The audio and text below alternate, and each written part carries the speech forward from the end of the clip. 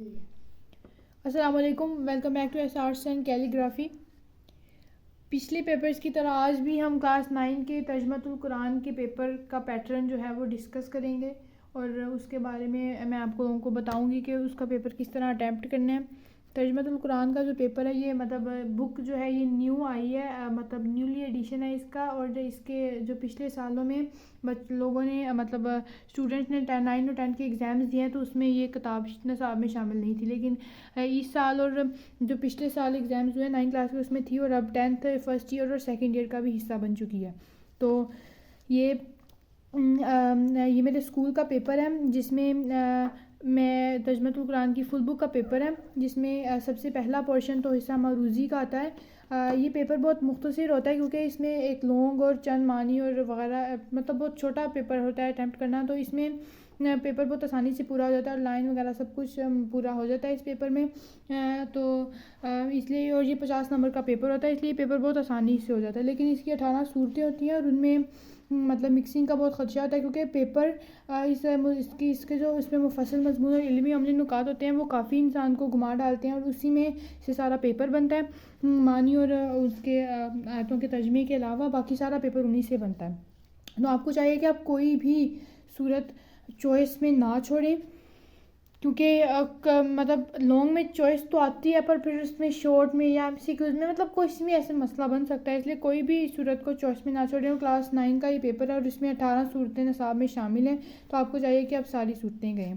अब जो 2023 का बोर्ड का पेपर था उसमें टीचर ने 2 पेपर हुए थे, एक फ़र्स्ट और सेकेंड टाइम, तो टीचर ने उनमें से एक पेपर दिया हुआ है। और पहला जो उसका सवाल है वो हिस्सा मरूज़ी का है और उसमें से 10 नंबर की हिस्सा मरूज़ी आती है। तो इसमें 10 नंबर हासिल करने हैं। वैसे तर्जुमतुल कुरान का पेपर काफ़ी आसान होता है और ये काफ़ी याद करने में भी इसमें आसानी हो जाती है, तो इसमें पूरे नंबर हासिल हो ही जाते हैं। इसमें बस लॉन्ग में थोड़ा सा मसला आता है। अब यहाँ हिस्सा इंशाइया में सबसे पहला सवाल जो है वो मुख्तलिफ सवालात के जवाब का है। यहाँ एक ही पोर्शन आता है क्योंकि पेपर का बाकी हिस्सा भी है, तो लेकिन ये पेपर काफ़ी मुख्तसर होता है। इसमें 5 सवाल अटैम्प्ट करने होते हैं। सवाल नंबर 2 सवाल नंबर 1 में मारूज़ी पे मुश्तमिल होता है, सवाल नंबर 2 में जवाब होते हैं। और यहाँ तो एक्स्ट्रा आप आसानी से अटैम्प्ट कर सकते हैं, चाहे तो 8 के 8 कर लें, ये भी आपके पास ऑप्शन होता है क्योंकि ये पेपर बहुत जल्दी हो जाता है। तो यहाँ पर मैंने एक एक्स्ट्रा किया हुआ है, तो यहाँ उन्होंने मतलब ज़रा से घुमाने फिराने वाले कंसेप्ट चलाते हैं। इसमें होता ये है कि आप 5 सवाल अटैम्प्ट करने होते हैं, 8 सवाल आते हैं और आखिरी 6 सवालों के बाद जो 2 सवाल रह जाते हैं वो तर्जमे आते हैं और उससे आपने मतलब आयतें आती हैं या फिर कोई हदीस आती है तो उसमें उसका आपने तर्जमा लिखना होता है और यही पेपर पैटर्न भी है। तो ये क्योंकि बोर्ड का पेपर है तो इस वजह से इसमें तो बिल्कुल वैसे ही आएगा जैसे बोर्ड में आया हुआ था। तो ये इसमें इसके 8 सवालों में से 5 सवाल अटैम्प्ट करने थे और इसके एक्स्ट्रा भी अटैम्प्ट करना चाहिए क्योंकि ये बहुत मुख्तसर पेपर होता है, तो इसमें एक्स्ट्रा लाजमी अटैम्प्ट करें।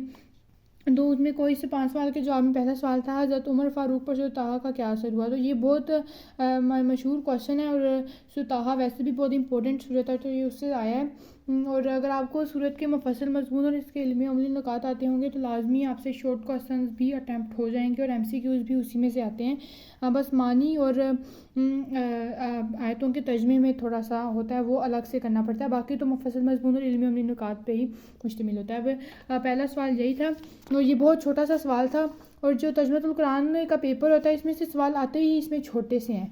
और हिस्सा इंशाइया सवाल नंबर 2 मुख्तलिफ सवालात के जवाबात, ये पहले ही मैं इस्लामिक के पेपर में आप लोगों को बता चुकी हूँ। तो पहला सवाल उमर फ़ारूक के कबूल इस्लाम का था, तो ये बहुत छोटा सा सवाल था और मुफस्सल मज़मून वैसे ही काफ़ी छोटा होता है, तो इसमें जिस मतलब उन्होंने शॉर्ट क्वेश्चन में पूछा हो तो वो सारा ही लिखना चाहिए क्योंकि छोटा भी होता है। तो लेकिन जितना आता हो आप लोगों को सारे लिख देंगे क्योंकि पेपर है भी छोटा, तो शॉर्ट को आप जितना बड़ा भी कर देंगे तो इसमें कोई इतना प्रॉब्लम नहीं आएगा। तो ये पहला सवाल था। दूसरा सवाल था सूरत शोरा की वजह तस्मिया क्या है। अब अक्सर लोग सवाल की नौयत से भी घबरा जाते हैं। सवाल जो बुक पे मेंशन किया होता है वजह तस्मिया से मुराद ये है कि उसको ये नाम क्यों दिया गया, यानी एक सूरत का एक नाम रखा जाता है और शुरू पे उसकी आयतों और सूरतों के बाद बताया जाता है कि ये सूरत का नाम किस वजह से रखा गया। तो यही सवाल में उन्होंने पूछा है, लेकिन अक्सर लोग इधर देख के ज़रा से मतलब घबरा जाते हैं, शॉर्ट नहीं अटैम्प्ट करते, लेकिन ऐसे शॉर्ट टू दी पॉइंट होते हैं। तो इसमें उन्होंने वजह तस्मिया पूछा है, यानी उसकी नाम देने की वजह। तो ये छोटा सा सवाल था और ये मैंने अटैम्प्ट किया है कि सुशरा के आखिर में अच्छे बुरे शायरों की सफ़ात बयान की गई है, इसी नाम से सूरह का नाम सुशरा रखा गया है। और इसमें जितने सुशरा में ये बात थी मैंने सारी लिख दी, और इसके अलावा इसमें ज़िक्र ही नहीं था कि उसका नाम ये क्यों रखा गया है, एक ही बात थी तो वो मैंने मेंशन कर दी। उसके बाद मैंने सूरह अनकबूत का ज़माना नज़ूल, अब ज़माना नज़ूल पूछा, यानी वो किस दौर में नाजिल हुई। तो जब आप इसके मज़ामीन स्टार्ट करते हैं सूरह अनकबूत के, तो साफ साफ उसमें ये मेंशन होता है कि ये मक्की दौर में उस वक्त नाज़िल जब कुफ़ार मक्का की मुखालफत अपने रूज पर थी, वो आप सल्लल्लाहु अलैहि वसल्लम की मुखालफत कर रहे थे, तो यही मैंने इसमें मेंशन किया है। और ज़माना नज़ूल, अब इसमें सबसे पहले मुझे थोड़ी सी मुश्किल आ गई थी, मुझे लगा था कि उन्होंने पूछा है कि मतलब वो अल्लाह ताला ने क्यों की नाजिल, मुझे उसकी वजह मुझे लगा उन्होंने पूछी है, लेकिन मैंने फिर बाद में देखा तो ज़माना था, इसलिए मैंने वहाँ वजह अलग से मेंशन कर दी और फिर मैंने कटिंग यहाँ से कर ली। तो कटिंग से गुरेज करें ही तो बेहतर है, क्योंकि कटिंग का पैसे तो 0.5 नंबर कट जाता है, लेकिन अगर आंखों से नज़रअंदाज हो जाए तो वो तो फिर खुशकिस्मती है, लेकिन कटिंग नहीं करनी चाहिए। और इसका पेपर तो वैसे ही बहुत मुख्तसर होता है, तो टाइम बहुत ज़्यादा होता है, तो आराम आराम से भी करेंगे तब भी पेपर आसानी से पूरा हो जाएगा। ये 1 घंटे का पेपर आपका होता है, 2 घंटे का होता है और 1 घंटे में पूरा हो जाता है आसानी से। अब इसमें ज़माना नज़ूल मैंने वजह नज़ूल की बहुत खैरी में दी, क्योंकि मुझे सवाल कुछ ज़्यादा ही छोटा लग रहा था। अब उसके बाद उन्होंने सवाल पूछा है कि कुरान मजीद क्यों नाजिल किया गया।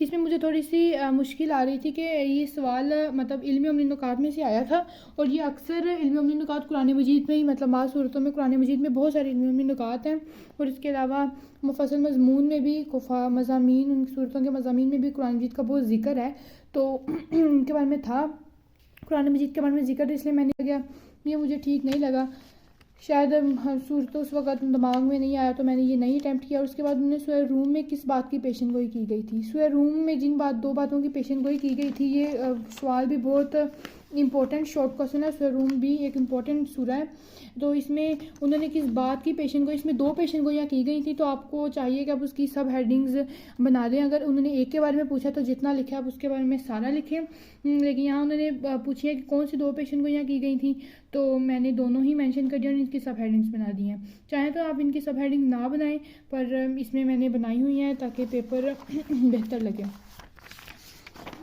उसके बाद उसने 2 तर्जमे थे, जैसे कि 6 सवाल मुख्तसर सवाल होते हैं, बाकी 2 के हमने तर्जमे तहरीर करने होते हैं, तो इनमें से एक मैंने अटैम्प्ट कर लिया, तो वो 7वां वाला था, तो वो छोटा सा ही था, तो ये वाला क्वेश्चन नंबर 7। और उसके बाद जैसे मैंने बताइए, मैंने एज एक्स्ट्रा छोड़ा था क्वेश्चन कुरान मजीद क्यों नाज़िल किया गया, तो जो मैंने लिखा था वो ठीक ही था कि कुरान मजीद ये इल्म उमली नुकात में से था, तो सूरह यासीन के शायद, तो उस वजह से मैंने ये अटैम्प्ट कर लिया। पर क्वेश्चन सवालात मुख्तसर होते हैं तो वो आसानी से अटैम्प्ट हो जाते हैं, लेकिन मुफस्सल मज़मून और इल्म उमली नुकात याद किए हैं। तो उसके बाद जो सवाल नंबर 3 आता है, मुख्तसर सवालात के बाद वो अल्फाज के मानी होते हैं।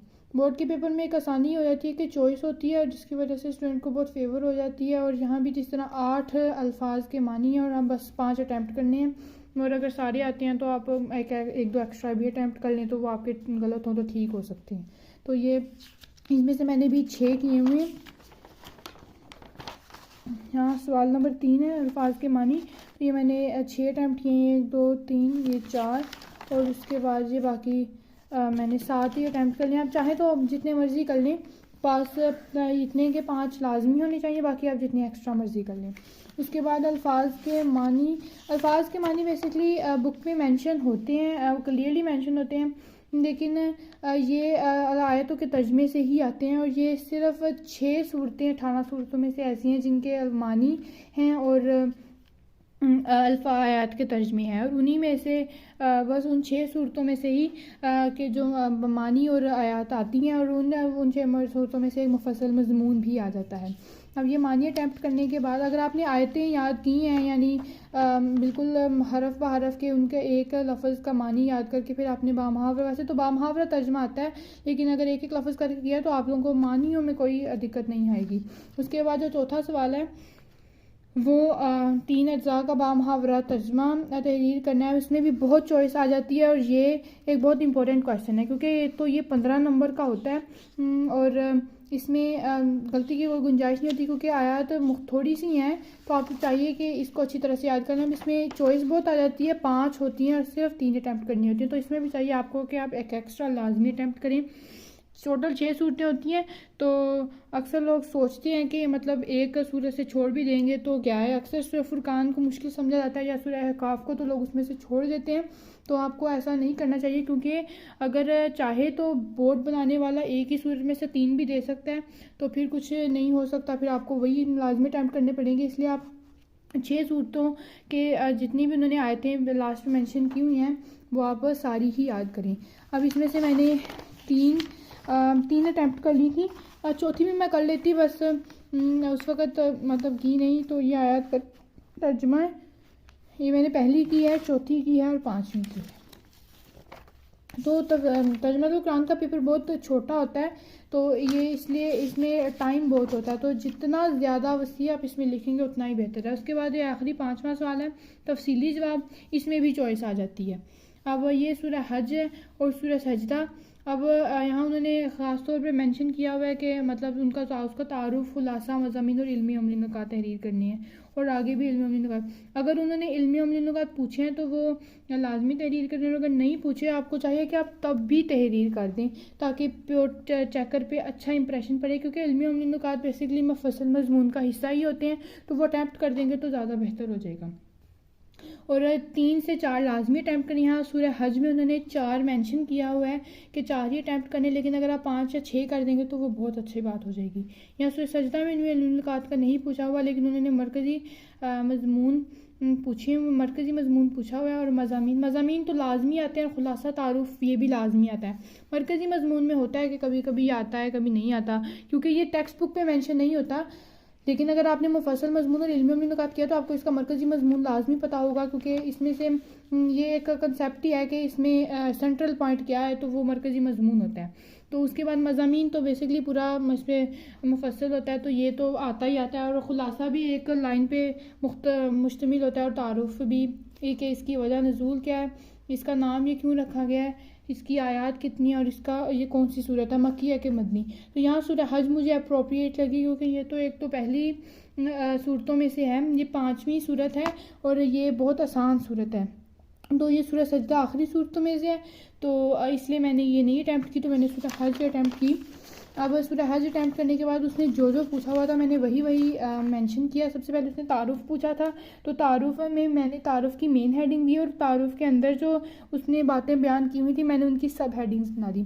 सबसे पहले मैंने उसकी आयत की कि उसके की हेडिंग दी कि उसमें आयत कितनी है, और उसके बाद में सूरह का।